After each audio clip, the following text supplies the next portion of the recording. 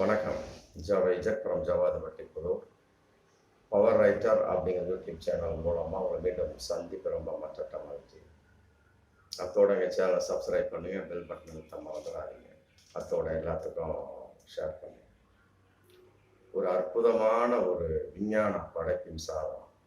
டியூப்லைட்லேருந்து cellphone வரைக்கும் எல்லாமே விஞ்ஞான அடிப்படையில் கண்டுபிடிக்கப்பட்ட ஒரு சாதனம். மனித பயன்பாட்டுக்கு உகந்த ஒரு சாதனம். அதில் நல்லதும் இருக்குது, கெட்டதும் இருக்குது. நம்மால பெரும்பாலும் பல விஷயங்களை ஃபில்டராக தான் பயன்படுத்துவோம். கெட்டதை பிடித்து கொள்வார்கள், நல்லதை விட்டு விடுவார்கள். அதன் அடிப்படையில் செல்ஃபோனுங்கிற கான்செப்ட் ரொம்ப அற்புதமான ஒரு படைப்பு. அதை இன்று தவறாக பயன்படுத்தி கொள்ளக்கூடிய ஒரு சூழலை பல மனிதர்கள், சிறு குழந்தைகள்லாம் பார்த்தீங்கன்னா இன்னைக்கு செல்ஃபோனை வச்சு கேம் விளையாடக்கூடிய ஒரு சூழல். செல்போனில் கேம் விளையாடுவதற்காக கண்டுபிடிக்கப்பட்டதா? ஒரு தகவல் தொடர்பு சாதனத்துக்காக கண்டுபிடிக்கப்பட்டது. பிறகு அதிலே எஃப்எம்எஸ் ஜாயின் பண்ணாங்க. அப்புறம் பிறகு அதிலே கேமு சோர்ஸு அது ஆட்டோமேட்டிக்காக அதிலே வரக்கூடிய ஒரு சூழல் அதிலே ஜாயின் பண்ணி விட்டாங்க. அந்த அளவுக்கு செல்போன் அற்புதமான ஒரு சாதனம். அதை தவறாக பயன்படுத்தக்கூடிய ஒரு சூழல். குறிப்பாக தகவல் தொடர்புக்கு அப்படிங்கிறது இன்னைக்கு ரொம்ப பிரபலியமாக அதில் பலவிதமான சேனல் ஓப்பன் பண்ணி பலவிதமான தனிப்பட்ட சாம்ராஜ்யமாக யூடியூப் அப்படிங்கிற ஒரு சேனல், அதன் மூலமாக பலவிதமான கருத்துக்கள் மக்களுக்கு பரவிக்கிட்டு இன்னைக்கு இருக்கு. ஏகப்பட்ட கருத்துக்கள் சும்மா சொல்லக்கூடாது. பல கோடி பேர்கள் பார்க்க ஒரு சின்ன ஒரு பிட்டு, ஒரு சின்ன ஒரு செய்தி அப்படின்னா பல கோடி பேர்கள் பார்க்கக்கூடிய அளவுக்கு இன்னைக்கு யூடியூப் சேனல், மற்ற ஏகப்பட்ட ஃபேஸ்புக்கு, ட்விட்டரு அடுக்கிட்டே போகலாம். அதில் குறிப்பாக யூடியூப் சேனலுங்கிறது ரொம்ப பிரபலியமான ஒரு விஷயம். அதுவும் நல்ல கருத்துகளுக்காக நாம் ஏற்படுத்தப்பட்ட ஒரு விஷயம். செல்போன் மூலமாக, இணையதளத்தின் மூலமாக, சமூக வலைத்தளமாக உருவாக்கப்பட்ட ஒரு அற்புதமான ஒரு சாதனம். அந்த சாதனத்தை தவறாக பயன்படுத்த பலர் இன்னைக்கு எத்தனை போயிட்டு தான் இருக்காங்க. எந்த ஒரு விஷயமும் சரி, முன்னால சொன்ன மாதிரி நம்மால் எதுலையுமே ஃபில்டராகத்தான் பயன்படுது. கெட்டதை பிடித்து கொள்வான், நல்லதை விட்டு விடுவான். ஒரு அற்புதமான ஒரு தகவலை பரிமாற்றம் செய்து கொள்வதற்காக ஏற்படுத்தப்பட்ட ஒரு இணையதள வழிதான் யூடியூப் சேனல் அப்படிங்கிறது. அதன் மூலமாக தேவைப்பட்ட தவறான கருத்துக்கள், நல்ல கருத்துக்கள் அதில் இருக்கு. அதில் குறிப்பாக சவுக்கு சங்கர் அப்படிங்கிற ஒரு சேனல் ஆரம்பிச்சு தன்னுடைய கருத்துக்களை பரப்புவார். அதே நேரத்தில் பிறருடைய சேனல்லையும் பல பேட்டிகள்லாம் கொடுத்துருக்காங்க.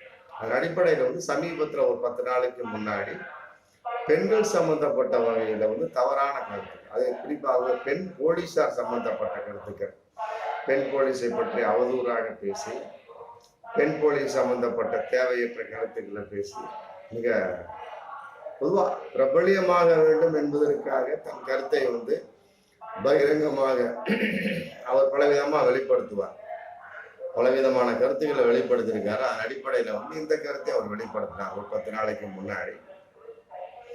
அவருடைய கருத்துக்கள்லாம் சரியாக ஏற்றுக்கொள்ள முடியாத ஒரு சூழலாக தான் பல வகையில் இருக்கும். திடீர்னு பேசுவார், பார்த்தா எந்த ஒரு ஆதாரமும் இருக்காது. ஆனால் அவர் மிகப்பெரிய பிரபலியமாக வியூஸ் நிறையா போவோம், சப்ஸ்கிரைபர் நிறையா ஆவாங்க. கேட்கறதான மக்கள் அது எந்த அளவுக்கு உண்மை அப்படிங்கிறலாம் அது எந்த அளவுக்கு அந்த சவுக்கு சங்கருடைய பேட்டி ஒப்புக்கொண்டார்கள் அப்படிங்கிற பகிரங்கமான ஒரு தகவல் இருக்கு. அப்புறம் இடையில கைது செய்யப்பட்டார். அப்புறம் 6-7 மாசத்துக்குள்ள சிறைச்சாலை இருந்தார்.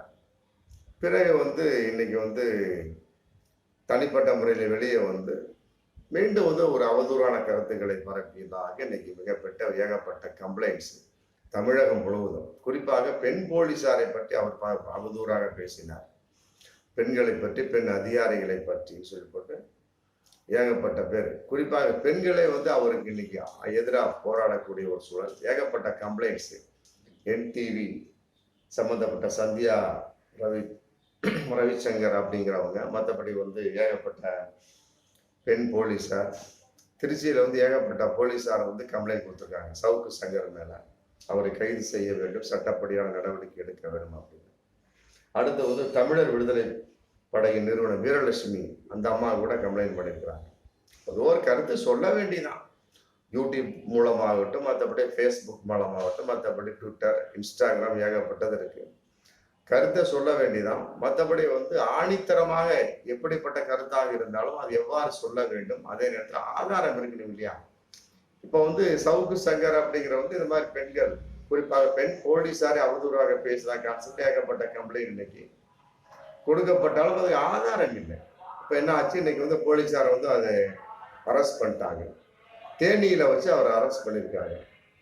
அரெஸ்ட் பண்ண வகையில வந்து அவருடைய விடுதியை செக் பண்ண வகையில கஞ்சாவை வந்து அவங்க பறிமுதல் செஞ்சிருக்கிறாங்க. 409 கிராம் எடையுள்ள ஒரு கஞ்சா அவருக்கு எப்படி கிடைத்தது?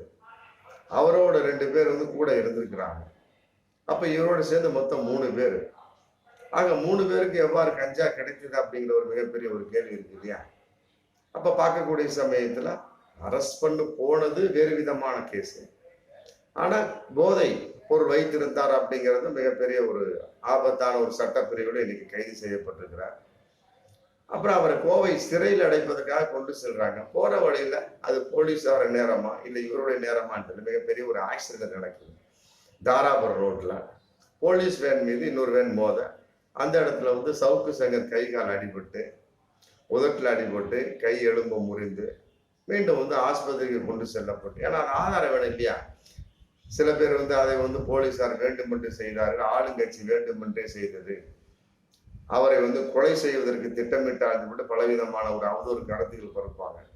அதையெல்லாம் வச்சு உடனே டக்குன்னு இது இப்படிதான் நடந்ததுங்கிற ஆதாரப்பூர்வமா அவர்கிட்டே சைன் வாங்கி அவர்கிட்டே கைரேகையெல்லாம் வாங்கி கோவை சிறையில அடைச்சாச்சு. அடைச்சு வரக்கூடிய சமயத்துல இன்னைக்கு வந்து இது என்னடா ஆச்சு அப்படிங்கிற சமயத்துல இவரை வந்து குண்டாஸ்ல போட்டுருவாங்க அப்படிங்கிற மிகப்பெரிய ஒரு சந்தேகத்தை வந்து அவங்க தாயார் மூலமாகவும் அவர் நடத்தி கொண்டிருக்கக்கூடிய சவுக்கு மீடியா நிறுவனத்தின் மூலமா சந்தேகம் ஏற்பட்டு சென்னை உயர்நீதிமன்றத்துல ஒரு கேஸ் போடுறாங்க. சவுக்கு சங்கர் வந்து எந்த நேரத்திலும் கொலை செய்யப்பட்டு விடலாம், எந்த நேரத்திலும் அவருக்கு உயிருக்கு ஆபத்து அப்படின்னு மிகப்பெரிய ஒரு புரளியை கிளப்பி விட்டு, மற்றபடி வந்து அது எந்த அளவுக்கு உண்மையே அப்படிங்கிறது வந்து அந்தந்த அடிப்படையில தான் விஷயங்கள் தெரியும்.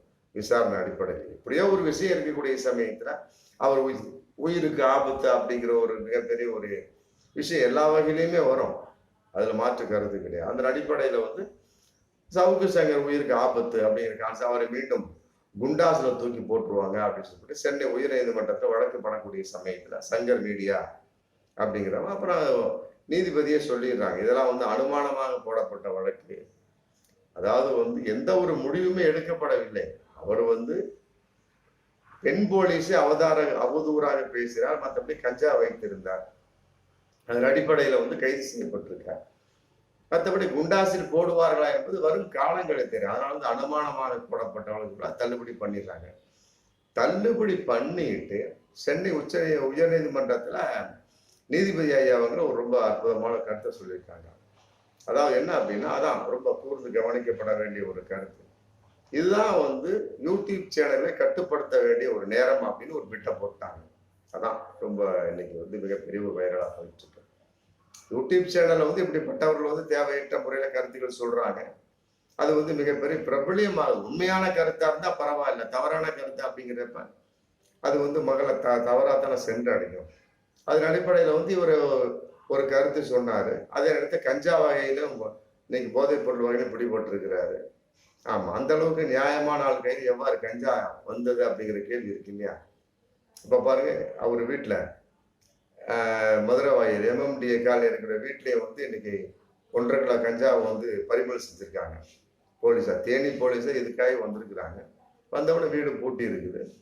உடனே வந்து வருவாய்த்துறை அதிகாரிகள் முன்னாலும் பூட்டை உடைச்சு உள்ள போகக்கூடிய சமயத்துல கஞ்சா வந்து பறிமுதல் பண்ணியிருக்காங்க, சில ஆவணங்களை பறிமுதல் பண்ணியிருக்காங்க.